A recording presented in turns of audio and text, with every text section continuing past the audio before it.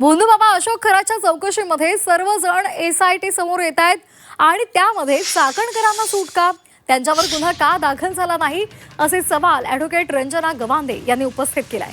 या प्रकरणामधील सर्व राजकीय संबंधित नेत्यांवर गुन्हे दाखल करा अशी मागणी सुद्धा त्यांनी केलेली आहे। तर त्यांच्याशी चर्चा केलेली आहे आमचे प्रतिनिधी योगेश खरे यांनी। पाहूया। आपल्यासोबत आहेत ॲडव्होकेट रंजना गवांदेजी, त्यांच्याकडून जाणून घेऊया। मॅम, एकूणच कारवाई तुम्हाला योग्य होते आहे असं तुम्हाला वाटतं?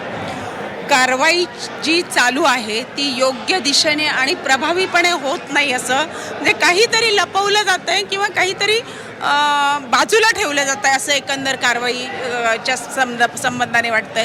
कारण प्रकरण होऊन आज 15 दिवस होत आले आणि पाहिजे तसं त्याच्यातून जे तपास आहे तो पुढे सरकलेला नाही आहे। चाकणकर असतील किंवा अन्य राजकारणी असतील त्यांच्याबाबत काहीतरी जपून केलं जात आहे किंवा काहीतरी लपवलं जातं, ही भावना माझ्या एकटीच नाही तर संपूर्ण माणसामध्ये ती भावना आहे। चाकणकरांवर अजून कारवाई झालेली नाही, त्यांना हजर पण केले नाही किंवा चौकशी पण झालेली नाही। हां, चाकणकरांच्या फक्त नोटीस एक पाठवली आणि त्यांनी हजर व्हावं असं म्हटलंय आणि त्याला त्या म्हणतात की मी एक महिला आहे आणि येऊ शकत नाही, तर ही लंगडी सबब त्यांची आहे आणि त्यांना म्हणजे योग्य ते ठोस कारवाई होऊन, कारण त्यांचा सहभाग उघड सहभाग दिसतोय आणि अशा सहभाग उघड जी गोष्ट दिसते अशा वेळेस ठोस कारवाई होऊन आणि त्यांच्यावर गुन्हा दाखल होणं आवश्यक आहे। ही कारवाई प्रथम तर जादूटोणा विरोधी कायदा स्पष्ट सांगतो की ह्या कायद्याचा प्रचार प्रसार,